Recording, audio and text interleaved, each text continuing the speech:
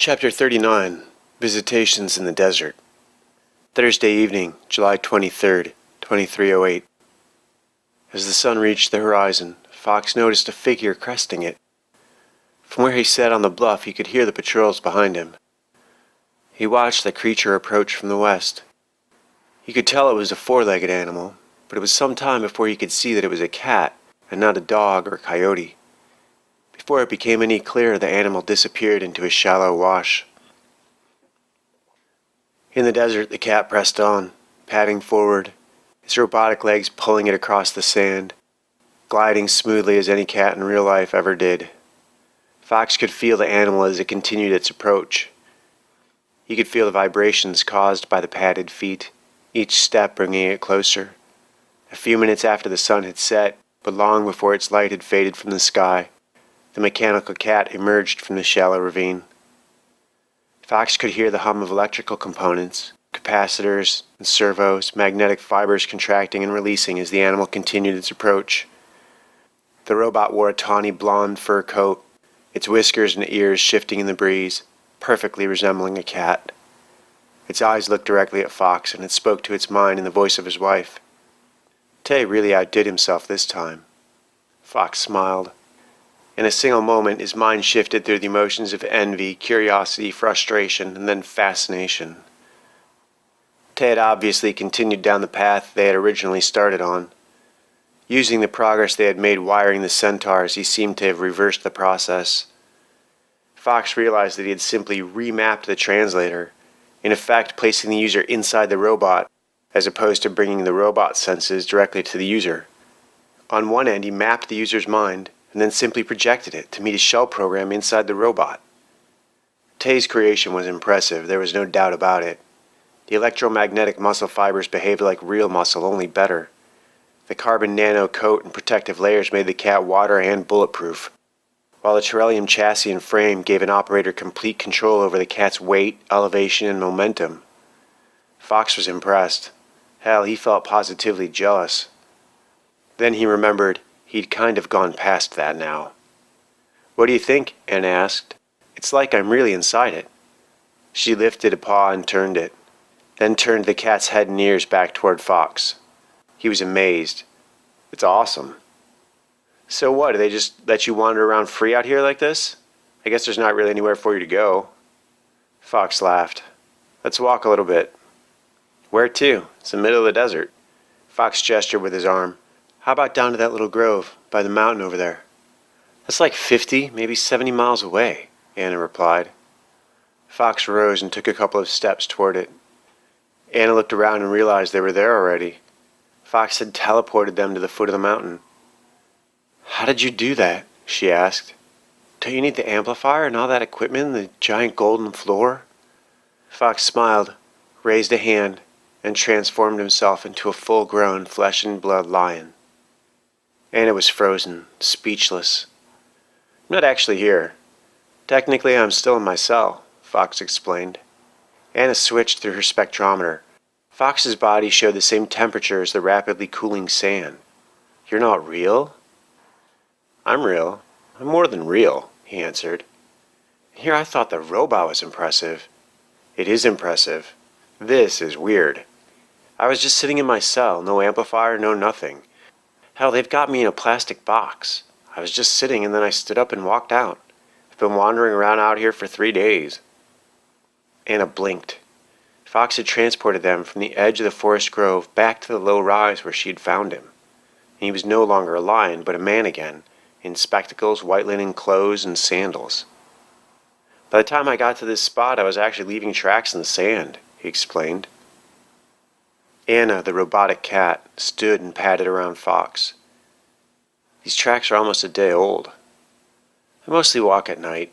Sometimes during the day it gets hot out here, so I mostly just sit and think." Fox looked down at the ground. The daylight was quickly fading from the sky, blue and red chased into the west by violet and black. "Okay, watch this," he said, raising a hand overhead. Fox closed his eyes and a flame burst to life, dancing in the air above his hand. Anna leaned back, her thermal sensors registering the light, but no heat. Fox lowered the hand and extinguished the flame by clapping his left over the burning right. What's that about? Well, it could come in handy if you ever drop your car keys or... Funny, Anna said, the cat's front arms extended vertically. Well, anyhow, we have a plan for getting you out, now that we know where you are, except that you're already out. Not really, Fox said. Ross and Croswell have a plan. I bet they do. Every night these ass clowns test their jamming equipment. And they want to drop in and bust me out during the test? How'd you guess? The thing wakes me up every night. That's why I started coming out here. Actually, I kind of expected you guys to show up a week ago, but nothing. Hey, don't get mad at me. Croswell sent me out to goddamn Jerusalem. Oh yeah, we were planning that. Sorry. Since the kids are at camp and all, it seemed like a good time for you to get away and see the old man. Were you planning on being captured by Stanwood too? No, Fox laughed. Anyhow, there's no way they can get in here and get me out in 60 seconds. The approach is at least 90, maybe 80, but that's cutting it close. You'd have to find some way of extending the jammer. Maybe bring their own or just hack it. That's the thinking. I suppose I could have tried to hack it. It's so loud. Anyhow, those plans don't work. Why not? Because there'd still be a shootout and this place is loaded with directional mics. The whole place is wired with fiber optics, straight from the sensors to a server farm 100 miles away. And that server farm is situated directly over 13 missile silos. A sustained firefight consisting of 3 or more gunshots without an issued failsafe code will result in the launch of 2 or more warheads, wiping this place off the map. So really what Stanwood did was put a gun to the heads of 20 guys I've never met before. If I try and get out of here, if I do get out of here, they all die. We can do it silently and invisibly. I kind of like these guys. I've gotten to know them. Donovan just had a kid. I can't do that. If the cell doors open without the release code, same warhead scenario. Well, I can't see how it actually matters, considering that you're walking around out here. The cat nodded to Fox's second body. Putting you in prison doesn't seem to have slowed you down much. To be honest, I've been enjoying the peace and quiet. I can't remember the last time I got a chance to just relax. The cat laughed. A prison cell turns out to be your ideal vacation. Who knew? It's far from ideal. But then again, I hadn't exactly perfected astral projection in my spare time either. Fox smiled sheepishly. Is that what you're doing? Is this just a projection? Anna asked. It's not just anything. Look, you know how we use the amplifiers? Yes. Just extend that understanding to every atom, every subatomic particle. Everything was once a terrellium atom. Point of fact, every atom is still a terrellium atom. I can change the atomic structure of anything into terrellium, and then into whatever else I want it to be. What the hell are you talking about? Do you remember the first time we met? Of course, Anna answered. Fox raised his left hand. A dozen other foxes rose from the sand. He even raised a copy of the cat. Nice trick. A little more complex than what I pulled. Fox lowered his hand and the duplicates vanished. He's going to kill you. Stanwood is going to kill you if you let him. Fox laughed. He can't kill me. He can't hurt me. He can. He can hurt me and he can hurt our children. Remember the ranch in Wyoming we talked about? We can still do that. Now's the time, Fox said. Okay, great, Anna answered. Let's get you out of here. Let's do that. Wyoming sounds good. We just have to let this play out. I wish I could call Ross and Croswell right now. Why can't you? After Von Call took your amplifier, we went radio silent. Oh, I've sealed it off. He can't hear us. Oh, okay, hold on. On the couch in Dr. Tay's lab, Anna pulled the amplifier from her pocket. Croswell picked up his amplifier, responding to the alert ringing in his head. I thought we were radio silent, he asked. Captain Snow spoke in Secretary Croswell's mind. You were right about White Sands. I found him. The two of you should get down here. We're on our way, Croswell answered, disconnecting. They're on their way. Anna, the mountain lion, told the silica apparition that was not her husband. Let's not waste any time, Fox said, closing his eyes. Ross and Croswell appeared before them, wearing their inactive anti-gravity harnesses and phase camouflage. Let's get you guys fired up, Fox said. A moment later, the men were hovering over the ground and visually undetectable. Anna and Fox, however, were both capable of reading the non-visible spectrums and could see them clearly. This is just outside of their thermal range. Nice little dip created by this hill. Good call, Ross said. You could hang out here all day and not get noticed. Fox laughed. Enjoying yourself, Doctor? Croswell smiled. I am, actually. Guys, it's good to see you, Fox said. But before we start, I've got a couple things to show you. The ride over was pretty incredible, Ross pointed out. Fox raised his hands and then lowered them again. The light that erupted from him could be seen from space. On Dr. Tay's couch in Jerusalem, Anna jumped up and stumbled off the couch onto the floor, ripping the glasses from her head. Lau looked over but said nothing. Fox, Ross, Croswell, and Anna stood at the epicenter of the blast. Anna in the form of Sabor the cat, Ross and Croswell both invisible and floating, and Fox being himself but not himself. Do you see? Fox asked. All matter is Terrellium, and Terrellium can be switched into any other element. This is behind the looking glass. This is the great secret. This is something only the human mind can do. You sound reasonably pleased with yourself, Croswell smiled broadly. I am. After all, the first thing I did was teach you. And now we're all equal. Now we all have the same tools. Not to rain on your parade, but I remember being taught calculus in high school too. Doesn't mean I learned it, Ross said. Fox heard Anna laugh, but the cat had gone semi-catatonic after Fox's optic blast. He knelt to check on her. In Jerusalem, Anna shook her head. She could still hear Andrew and Ross and Croswell out in the desert, but she was also aware of her place in Lau's robotic showroom. She heard Fox call out to her, despite having set the glasses on a side table. She reached out for the lenses and put them on as she lay back. You with us? Andrew asked the robotic cat. Sabor woke and looked at Fox and his floating operatives. What's your take on all this? Fox asked her. My take? Anna tilted her head. I would clean house. I wouldn't feel guilty for killing these soldiers. I'd walk you out of here, teleport you out, or whatever you want. But I wouldn't stay. I vote we go after Stanwood and remove him from the equation. What's stopping you? Fox asked. I don't know. Respect, loyalty, curiosity. After all, it's your show. That's how I feel about it too, Ross said. It's your show, amigo. I didn't choose you guys because you're the kind of people who sit around and do nothing. I know this is frustrating. I just want to run it out a little while longer. I'm not in any imminent danger, so there's nothing to be worried about. What's this King was telling me about you insisting that he let an aggressor fire one round before intervening? Croswell asked. Sounds like a death wish if I ever heard one, Ross replied. We could always try our luck at a couple rounds of Russian roulette if you're feeling frisky, Croswell offered. That's just crazy, Fox said. About as crazy as letting an enemy take a shot, Croswell replied. I don't believe in preemptive action anymore. It just makes things worse, Fox said. It was preemptive to act before he kidnapped you. Now it would be self-defense, Croswell said. Von Kalt has the Metacron, Fox pointed out. He took it from me at the cafe. Yeah, we know. We saw the surveillance footage. Retard thought he could slap a security seal on it and keep it buried.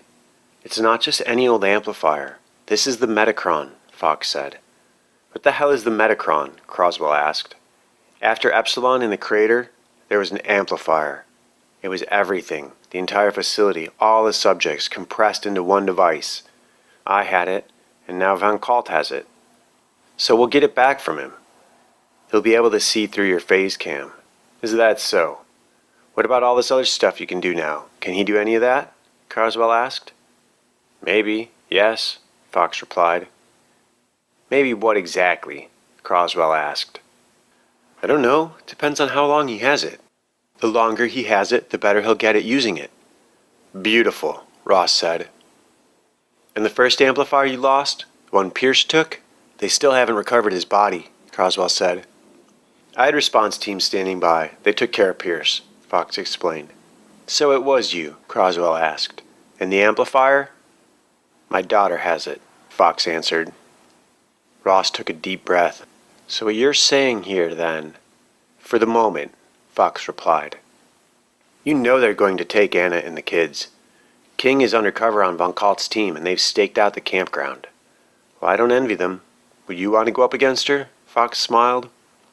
Listen to me, this is not a joking matter. Stanwood is sending guys after your family, Croswell said. Anna said that in the last 3 days, the camp has grown about 3 dozen running video streams. This is not a joke anymore. You're putting all of us at risk. I understand that, and for what it's worth, I'm sorry. Like I said, You know everything I know now, so whatever you decide to do, I'm cool with it. If you want to fly in there and drag me out of here, fine, I won't resist you. Just realize, these guys are going to be killed if you do that. If you want to go after Von Kalt, do it. Let King have at him. If he goes after my kids, God help him, because, well, if you go after a kid, you deserve whatever you get. In the meantime, I promise, I'll go talk to Conway and get this all straightened out. Chapter 40, The Fox God and President Conway. Friday morning, July 24th, 2308. President Conway entered the Oval Office carrying a makeshift breakfast of a banana, a cup of coffee, and a blueberry muffin. The President nibbled and sipped as he double-checked his schedule and scanned his daily briefings. Fox appeared in the chair opposite, and the President looked up. He calmly wiped his mouth with a napkin and asked, "May I help you?" "I certainly hope so, sir. Do you know who I am?"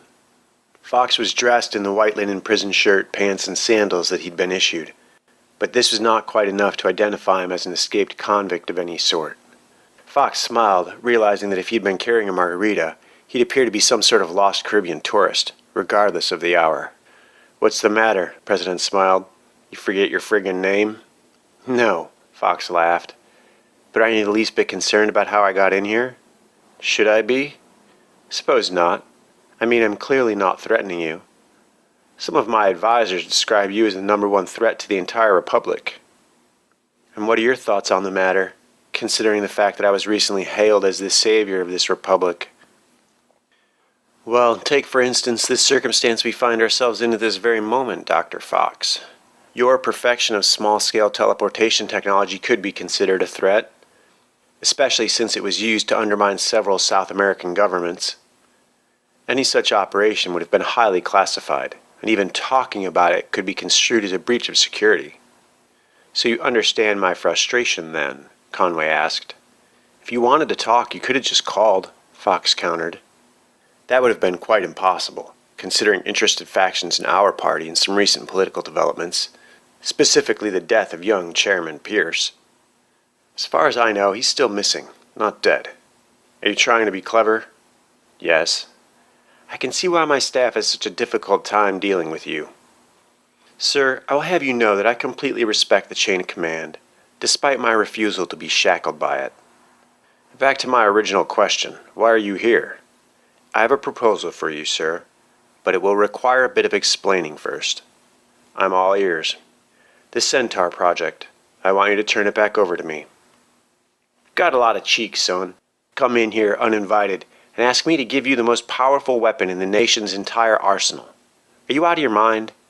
"Funny you should ask that," Fox smiled. "Funny how?" "Well, your nephew has taken me prisoner. You don't appear imprisoned. And you've been allowing uninitiated users on the Micronics network. That's preposterous. You've been linking your footnotes." "Well, of course I do, but those are my copies. The National Intelligence Director and his deputy both have access to your annotated files." The President's face fell. He raised a hand to his mouth. "Oh my God, Fox, I'm so sorry. I didn't realize." "It's my fault. I should have come to see you as soon as you were inducted into office. It just didn't seem appropriate. People were still sensitive about what happened in San Diego. I can't say I blame them, but General Crothers was far more responsible than I was. I gave Stagwell's administration what they asked for. I created the world's safest weapon. Concept is impossible. I think that's what they couldn't see. After San Diego, the people wanted change. It's okay that you didn't visit. I understand. You were too strongly identified with the past. And besides, I made the decision to use your technology without talking to you first. I thought I knew what I was doing. I know the feeling.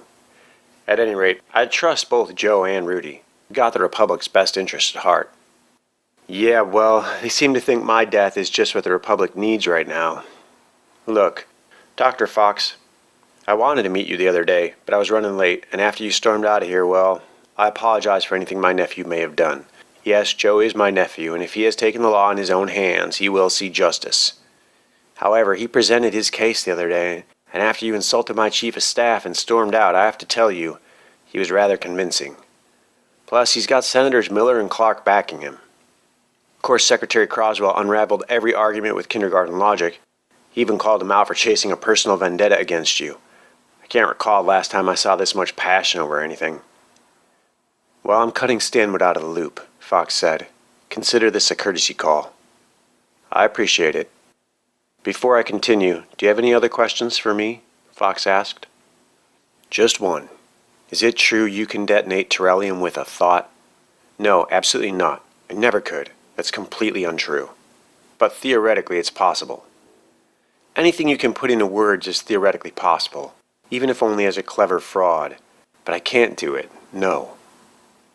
Micronics has opened up a lot of other possibilities, though, hasn't it? Conway asked. Yes, sir, Fox replied. I have a couple ideas I'd like to run past you, Conway said. Okay, go ahead, sir. One is a seed vault. Not just seeds, but everything. I want to duplicate the sum total of mankind's knowledge and learning and put backups around the solar system in case something happens here, some kind of disaster. Fox smiled. Did you know that every time you use the Micronics, it runs a backup on you? You're kidding. Not at all. Have you noticed you never forget anything? Fox asked. Never, Conway smiled. Did you think that was you? Fox grinned. Well, Conway sputtered and laughed. Didn't it start right after you took office? I suppose it did. How much do you know about the Centaur project? I admit I was curious. I mean, you won the war in a single afternoon. It was over. There was no denying that. But have you ever wondered how we got to that place, technologically? Press on the tanks was pretty straightforward. That was a smear campaign full of half-truths and lies. You understand that there were operators wired into the tanks, the Centaurs? Yes, that much was clear. Well, sir, what you may not realize is that the same 9 operators were wired into all 10,000 of those machines. I'm not sure I follow, Doctor. I only thought 7 went online. Yes, sir, that's correct. My point is, how do I say this? We didn't have pilots on standby. Project Epsilon, the mess that started all this, that was 40,000 convicted prisoners and some scientists. A tragedy, to be sure.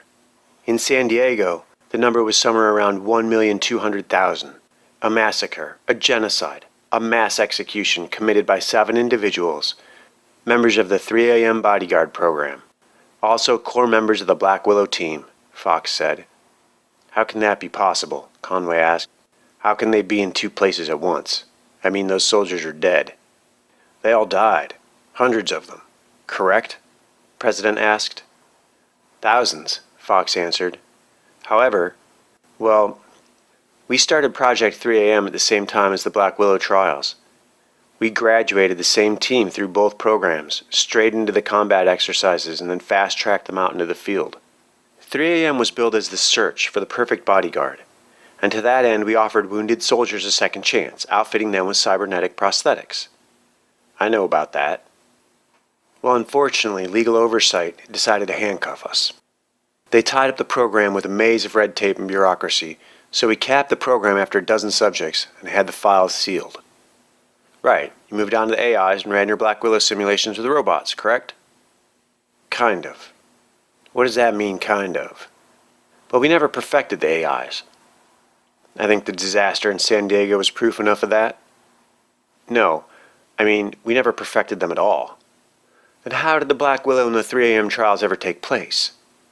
Well, during 3 a.m., sir, we referred to the solution as remote intelligence, Fox explained. What does that mean? Sir, it means I cloned these 10 soldiers, about 1,000 times each, and we ran our own fatigue/failure tests that way. I don't think I get you, Conway said. I think you do, sir. The same 10 operatives conducted the 3 a.m. field tests and all the Black Willow operations, in newly minted bodies, outfitted with quantum streaming recorders. We didn't usually run doubles because of signal interference issues, but it's easy to run several copies of a single agent in series until the mission is successful. When one of them gets taken out, a second is activated with the same objectives and the new memories. On all the ops I ran, I never lost a man. And the byproduct of this technology is that anyone scanned into the bank with corresponding DNA can be reproduced. It takes about 6 months and 30 million in blue goo to grow a new blank from scratch, but essentially yes. And we never sent originals into the field, but you get the idea. Is that who you are now? A copy of a copy? Not at all. The Dr. Fox you see sitting before you is an illusion, projected into your consciousness over your amplifier. Conway smiled. So you're saying the reason Secret Service hasn't kicked in the door is because the camera can't see you? Because you only exist in my head? That's right. So what, the Secret Service thinks I'm talking to myself? Not at all. This conversation is happening much faster than you can physically move. You aren't speaking to me with your mouth and lungs, but with your mind. Conway raised an eyebrow. Go ahead, Fox suggested. Put your hands on the desk. Just lay them out flat. Conway set his hands on the desk, but much to his amazement, they didn't move. Instead, ghost-like images of his arms slipped out from his physical limbs and set themselves on the desk. Fox smiled and held out his hand. Conway took it and stepped out of his physical body. They call this astral projection. Makes sense, Conway said. Now watch this. Fox clapped his hands together. A brilliant flash of light erupted from his hands. As he pulled them apart, he lifted the left one high and kept the right one low. Fox and Conway's astral selves rocketed out of the Oval Office and away from the White House into the upper atmosphere of the planet. They floated in orbit, hanging above the world. In the distance, the sun illuminated all. The moon glowed over their right shoulder and satellites hung scattered across the horizon like anti-gravity traffic over Angel City. This is amazing, Conway said, looking around them. Mankind is on the precipice of something big, Fox said. All we have to do is try and understand that. All Conway could do was smile. I just figured out how to do this a couple days ago. I was telling some friends.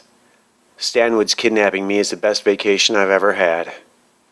Fox pointed to a series of satellites in the distance. I've only seen those from the inside before. Fox leaned toward the satellites, pulling himself and Conway toward them through sheer force of will alone. You see, once you're scanned by the micronics, if you can personally manage it, you can run lots of equipment from the inside. There's still some pretty significant glitches and roadblocks, but I think Dr. Tay has made some real progress recently. Fox and Conway reached the satellites and slowed, drifting past the giant telecommunication machines. These guys serve a few functions, but one of them is the data stream. Packets are received, compressed, and broadcast from here out to the asteroid belt, which we've saturated with storage mirrors. Good man, Conway said. Fox turned toward the president and looked him in the eye. He's going to try and kill me, you know. Let him, Conway answered. Are you serious? Fox asked. Doesn't seem likely to hurt you. And you can't charge someone with murder for just thinking about it. You have a point there, Fox agreed. So you come out of a coma a few months down the road. What's the harm? President Conway suggested. Meanwhile, Stanwood cleans up, appropriating everything I own. They say possessions are an illusion, Conway countered. Can't take it with you, I suppose, Fox replied. Besides, it'll give you plenty of time to work on the vault for us. I do want to save as many as we can, Fox smiled, excited. How easy can you make the process? The president asked. We just cracked that one. It's as easy as taking a photo now. Fantastic, that's great, Conway smiled. Yeah, but 30 million is still a lot, Fox said.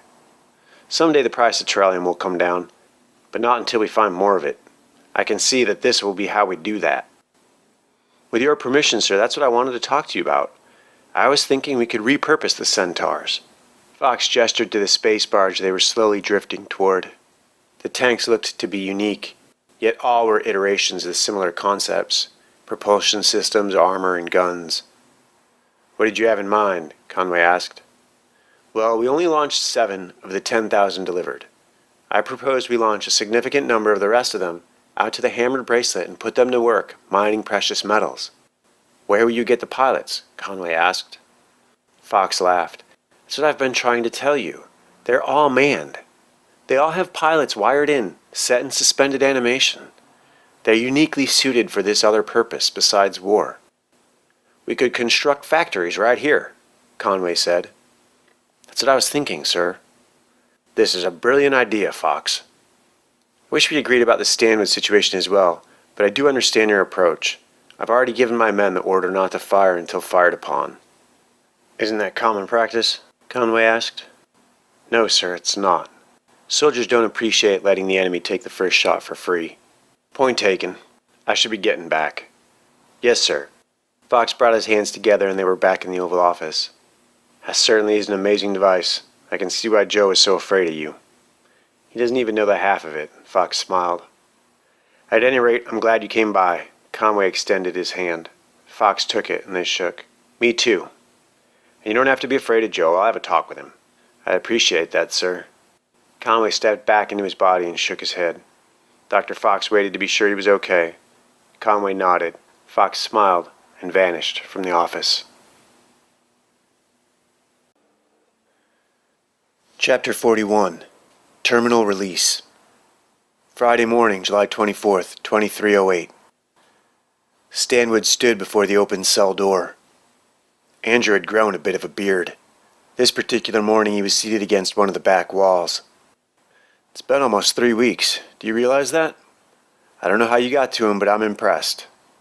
I told you that when we opened this door, it wouldn't be with good news. Well, I was wrong. There's good news and bad news. Good news, yes. I got a phone call from my uncle, and you are free to go. The Attorney General was the one holding everything up. For weeks he's refused to sign the warrant on you. He says you're an exemplary citizen and that since this is the only case where you've strayed without more evidence, he can't warrant stripping your citizenship. Stanwood continued. However, this is the bad news. In order to reaffirm your continued allegiance to the Republic and to prove your loyalty, he did sign everything else. Everything you owned, all your projects and patents, are now property of the federal government. Moreover, although you've been allowed to keep your citizenship, you've been reduced to first gate status. You'll be required to give your 2 years of public service again, and this time, since you're broke, you'll actually have to do the work. How about that? Fox made no reply. I would recommend not interfering with the agents who've been sent to collect your wife and children. The chairman was insistent that they be included as part of the agreement. He pinpointed specific expenditures that clearly rendered them government property. We all objected to it, but in the end, we were overruled. There's a transport here, waiting to take you wherever you want to go, Stanwood smiled. Fox tilted his head. Oh, don't worry. Scotland Yard took Mr. McPhail into custody yesterday. Interpol is processing him for extradition right now. Fox laughed. You're dumb as a bag of hammers, you know that, Joe?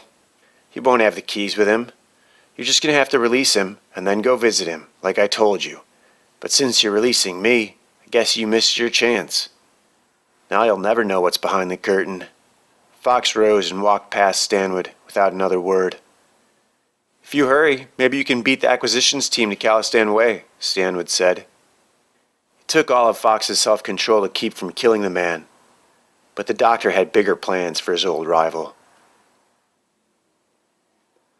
Ashley's Journal, Friday morning, July 24th, 2308. After 3 weeks at camp, Jeffrey and I packed up and walked down to our transport shuttles with all the other cattle. The trip home is taking forever. I swear we must be the last stop on this guy's list. We've been riding around Angel City for like 2 hours now. Jeffrey's next to me, but he's not talking. He gets quiet when he's tired. He must be exhausted. Once we got home, Jeff went straight for the kitchen. I'm sure he's camped out downstairs in front of the game streams. Mom's not here. I came up to my room. I'm not hungry. I don't want to do anything. The knife is lying right where I left it. I'm just going to lie in bed forever. Dr. Fox arrived home a little before 3 in the afternoon. As the taxi approached, he laughed. The street and his home looked quiet enough, but he could see a few things the untrained eye might miss. He slowed the moment down, giving himself time to examine the situation. 3 delivery trucks, 2 emergency services vehicles, a few big black cruisers. No one was out moving around. There was hardly a parking spot for 2 blocks. Stanwood's men had been in place on the street for hours. They'd been ordered to keep a low profile and not to interrupt anyone coming or going from the structure. The Fox home was surrounded, but only on paper. The forest and canyons were unguarded. The urban-centric agents had not secured the trails in any way. They had not been told what they were doing there or what they were up against. Von Kalt, King, and the rest of the recon team occupied their residence. Fox counted 7 active camera lenses trained on his home and 3 on the incoming taxi. The Washington security residence, that he had outfitted and staffed was empty. The equipment was still present and running, but the operators had all been removed. Ahead of the cab, hanging in the afternoon sky, Fox saw the spectral shape of Secretary of Defense, his oldest childhood friend, James Croswell, with the two men he trusted above all others, Major Kelly Ross and Chief Warrant Officer Eric Reed. They nodded to Dr. Fox as the vehicle cruised past. Finally, his wife, the only woman who'd ever captured his heart and the mother of his children, hiding under the pseudonym Annalyn Snow and serving as an officer in the Marine Corps.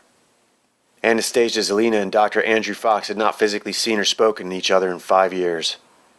The woman Fox would embrace, the one who was waiting for him inside the house with their children, was Anastasia's clone. As they slept, their minds were synced by their amplifiers, and each one woke up as the same woman each morning. But everyone was well aware of the fact that they were not the same. Anastasia kissed her fingertips and let them graze against the window of the taxi as it passed. When the taxi arrived and docked on the rooftop access port, they observed the soldiers parked on the nearby streets, Von Kalt and his reconnaissance/assassination team, the cameras in the abandoned Washington security residence. Everyone watched, but no one attempted to intercept Dr. Fox as he exited the vehicle and entered the house. Fox went into his study and called up his open security applications. The home was secure. He went down to the basement living room and smiled to see Ash and Jeff stretched out on one of the couches, watching a vid stream. "Dad!" Jeff jumped up. Fox knelt and gestured for Jeffrey to whisper, "Quiet, Jeff. We only have a couple minutes." Ashley recognized her father's cautious manner and its implications at once. She sat up, hyper-alert. "Ashley, do you still have that?" Fox held out his hand in a shape that suggested the narrow rectangular switchblade in Ashley's dresser. Ashley nodded. "I want you to go get it," he said. Ashley rose to go upstairs. "Jeff, go on upstairs with your sister," Dr. Fox said. "What's going on?" Anna asked, stepping out of the laundry room. Fox threw his arms around his wife. "Stanwood had me arrested. Ross was here. He said you went off the grid. Are you okay?" Fox whispered into her ear. "They're going to try and take us, but we're going to fool them. I love you." "Are we decanting somewhere already?" she whispered back. Fox smiled. "I love you too," Anna said, returning the smile. "I'm double-checking the doors." Fox followed his family as they headed upstairs. Waiting in the hallway, Ash held the prototype in her hand. As her father approached, she handed it to him. Fox looked at it closely. He closed his eyes and time stopped. Fox merged again with the device. It had been 3 weeks since he'd held it last. Everything he'd come to know, recorded and protected, reinforced by the density of the metal. He compressed his current image and blasted it to every server and Trellium deposit in range. In a few seconds, his image would be broadcast around the world, doubled and tripled. Fox exhaled. There was nothing Stanwood could do to him now. There was one more thing to do. Holding the micronics, Fox opened a channel to his team waiting outside. He closed his eyes and projected his thoughts to them as clearly as if they had been spoken. "Whatever happens to me down here, just let it happen. Under no circumstances are you to fire to protect me. President Conway and I have an understanding. And as he said, you can't charge a man with murder if all he did was think about it. Ashley and Jeff are going out the back and down through the canyon. Stanwood's goons aren't in the forest yet, so as soon as they're clear of the house, I want you guys to stay with them. Do not use lethal force to defend me, but if anyone so much as looks sideways at Ashley or Jeff, shoot them twice. I know what I'm about to say might sound difficult, but please try not to break the fifth wall with them. Let them work the micronics out for themselves. Don't tell them it can make them invisible, or that it can stop time, and for God's sake, please don't tell them anything about the decanting tanks. I trust you guys with my life, and I'm entrusting you with the lives of my children. I love you guys. Don't let me down. I guess that's it. Thanks for everything. See you soon." Fox opened his eyes and returned the micronics to his daughter. "It's yours now, Ash. Take care of it. Let it help you." Fox looked at his children. "Get your jackets. Go on." Jeff looked puzzled. "Now," Dr. Fox insisted. The children moved quickly to obey. Moments later, they returned in lightweight summer windbreakers. Fox knelt in front of them. "Okay, this is it. Bad guys are coming, and they're the kind who shoot first and ask questions later." Fox's voice was warm and calm, at odds with the words he was saying. "But we're smarter, so we're going to outfox them, right?" he smiled. The children were too scared to respond to the familiar pun. "I pre-programmed the car to take off in a couple minutes, but that's just to distract them. Help is on the way. It's going to take a little while for them to get to you, so right now, what I want you to do is go sit on the back stairs next to the window. Fox pointed to the landing at the back stairwell and its large window. In a few minutes, you're going to hear the garage door open, and then the car is going to take off. When that happens, I want you to go out that window, walk down to the roof to the part where it's close to the ground, and get into the forest. Why don't we go in the car, Dad? Jeff asked. Because they're going to stop the car, Fox answered. Get in the forest and then what? Ashley asked. Then you run and run. But for how long, Dad? Jeff asked. Don't worry about that. Help is going to find you. You just never stop. Don't you ever stop. Fox looked his son in the eyes. Jeff, listen to your sister. Stay with her. Do what she tells you. Fox turned to Ashley. Ash, don't lose sight of him, not even for a moment. Help is on the way. Remember that your mother and I love you very much. Smile, be polite, help others as much as you can, and be careful. That's all there is. Jeffrey threw his arms around his father. Fox hugged his son back and pulled them both close. Where are we supposed to go? Ashley asked. I want you to go west until you hit the ocean. Then turn left and go south. Keep the water on your right-hand side. Go all the way to Mexico. To Mexico? Ashley asked. Yes, go to Mexico. You'll be safe there. Safer than here. If Ross doesn't find you, the Christians are the safest people for you to be with. Dad! Tears filled Ashley's eyes, aware that these could be their last words. Be good, trust your instincts, and take care of your brother, Fox said. Ashley hugged her father. The hangar bay doors on the garage opened, and the car lifted off. Dr. Andrew Fox helped his children climb out the window and onto the low roof. He watched them as they ran to the edge, jumped down to the grass, and slipped into the waiting forest. Dunkirk reached the Fox house nearly undetected. He rose from an overgrown section of the property, took a couple of steps toward the kitchen door, swiped the key card, and was inside. Only one of the observing agents saw him, but that was enough for the information to make it back to Stanwood. King silently called his comrades over the micronics. I love saying I told you so, and I told us so. What are you talking about? Croswell asked. Fox's neighbor, Mr. Martin Dunkirk, just entered the residence. What? Ross exclaimed. We got the profile angle down here. He just swiped a key card and opened the kitchen door, southwest corner. You knew about this? Croswell asked Ross. We suspected someone might be in the area. Guy had been assigned to Bergstrom. There's no way that was a coincidence, King said. Let's see what he's got. It's not like Fox or Anna is going to be easy targets, Croswell said. Snow laughed. What? Croswell asked. She might have my memories, but an hour of aerobics a day is not the same as living the life.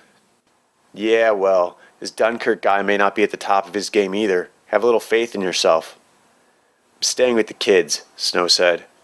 Copy that, Ross answered as the captain drifted away. Ashley's carrying the micronics, Snow said. I'm activating its phase cam. After wiping his prints from it, Dunkirk set the keycard on a counter. He peered into the nexus of the home and saw no one. Dunkirk withdrew to a corner of the kitchen and waited, listening.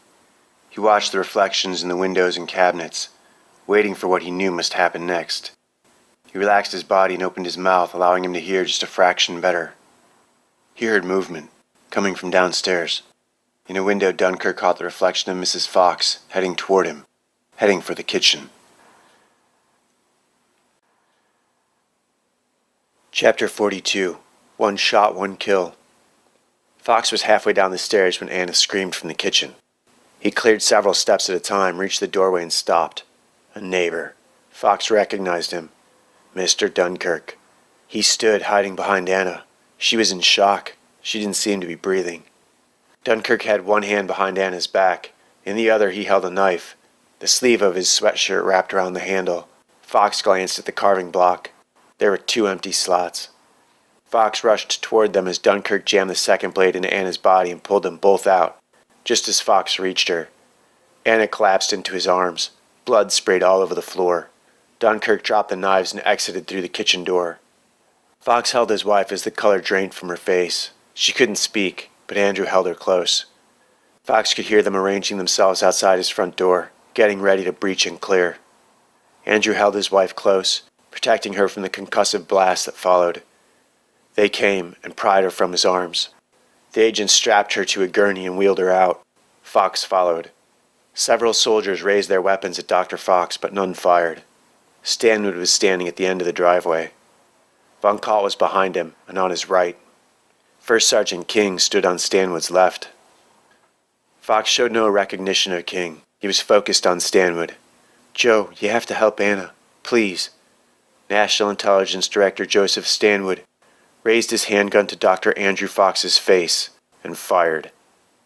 Deputy Director Rudolph von Kalt watched Fox fall to the ground. This was no concern of his. The Micronics was not here. It was no longer in the house. It was the only thing he was interested in. The Metacron rested in his pocket, his hands folded behind his back. But he didn't need to hold it anymore. Von Kalt watched Fox die. He didn't move. No one did. Having escaped the house for a distant ridgeline, Ashley noted that the sound of the shot came sometime later than the shot itself and the splash of blood. Ashley didn't say anything to Jeff. Being older meant being taller, and in this case, that meant being able to see the man who shot her father. From where they were on the ridge, it was likely that Jeff didn't see it. She was frozen in place, staring at the scene. Her emotions threatened to overwhelm her. Her father had mentioned help. He'd said help would find them. She hoped it was soon. Von Kalt turned and looked at her. He saw her, but he made no gesture, nor did he tell anyone. Ash turned and ran as fast as her feet would carry her, focused on putting one foot in front of the other, pulling Jeff along, deeper into the forest. There were a couple of dozen federal agents standing around in suits, while Von Kalt had only 8 soldiers dressed in tactical uniforms. Before he could issue an order, Stanwood gestured to King and waved to the bodies of the doctor and Mrs. Fox. "Get them out of here." Stanwood turned to Von Kalt. "I want those kids within the hour." Von Kalt nodded. "Bravo team, handle the bodies. Alpha, we're going into the forest." Stanwood objected, interrupting again. "You aren't going anywhere." Pointed to Lieutenant Hernandez. "Lieutenant, you handle it. You have all these agents at your disposal." Stanwood waved to the suited agents. He then turned to Von Kalt and gestured for him to get in the vehicle. Lieutenant Hernandez nodded and addressed the federal agents. "Gentlemen, we're going to go out ahead of you on the ground. Half of you will follow us on foot. The other half will pilot your vehicles overhead and search from the air. Leave no stone unturned." Hernandez signaled Sergeants Angstrom, DiBiase, and Steinkirk and set out at double time, pursuing Ashley and Jeffrey into the forest. Bravo team, King, Washington, Johnson, and Welter, moved Dr. Fox into a white plastic body bag and then loaded he and Mrs. Fox into one of the idling trucks. Major Ross, Secretary Croswell, and Chief Warrant Officer Reed watched from overhead, silent for the moment. Ross swallowed and looked over to Reed. "King, I'm sending Reed with you. When you're ready, he'll help you make the switch." "Copy that," King answered. "You want to do it?" Croswell asked Ross. "What's that?" "Light up the decanter, maybe?" Croswell smiled. "Oh yeah, of course. Already done," Ross answered. Dr. Fox tried to close his eyes and realized that would be impossible. He'd crossed over. Those eyes had closed forever. After Stanwood shot him, Ross must have flipped the switch. It was the ambient light and the chemicals in the tank that caused the visual sensations. It'd been a while since he'd experienced the changeover. Decanting would take another 4 to 6 months. Fox never kept an imprinted clone on ice. It was too big a risk. Even though he had created the technology, it was owned by the government and restricted to the 3 a.m. bodyguard program. In a few moments, the drugs would kick in, and Fox would sleep until it was time. He savored these last few moments of consciousness as the chemicals worked their way into his mind. Focusing became difficult, and then he slept. Chapter 43. Run, Rabbits, Run. Ash and Jeff ran down the familiar paths at full speed. The forest was warm and inviting. They took corners as fast as they could. Ashley discovered she could get almost horizontal while banking, and still they ran. All downhill. Jeff almost flying. They ran until she couldn't breathe anymore and finally slowed down. Ashley released Jeff's hand. Ash was winded, but Jeff seemed relaxed. They walked for a while, both reluctant to break the wordless spell of their natural temple. Ash could tell the reality of their situation hadn't yet sunk in for Jeff. He walked beside her, calm and easy. There was no point in talking about it and upsetting him. Even though her stomach was doing somersaults, she was close to panicking. That was no reason to provoke the same response in Jeff. In fact, Ash noticed his calm was influencing her, helping her to relax. Feeling better, she glanced over to Jeff. "Want to keep going?" Jeff nodded. They resumed a mellow jog, hands free. Where are we going? Jeff asked. To the ocean, Ash answered. And then Mexico? Jeff asked. Yeah, sure, Mexico, Ashley laughed. Otherwise they're going to catch us, Jeff said. They are not going to catch us, Ashley answered. Probably they are, Jeff said. Okay, you're right, probably they are. So then we won't know until it's too late. Right, so let's go back to being calm. And Mexico? What's wrong with Mexico? Jeffrey asked. Technically, we're still at war with Mexico, Ashley answered. No, we're not, Jeff said, parroting their father. They were at war with us, and it's been over for 8 years, Dad said. Ashley shook her head. War is war. Heading toward it sounds stupid to me. Dad says we'll be safe with them, Jeff argued. Don't you believe it, Ashley answered, and I don't speak Spanish. You can learn. It's easy, Jeff said, smiling. Ashley froze. The color drained from her face. In the distance she could hear the sounds of soldiers closing.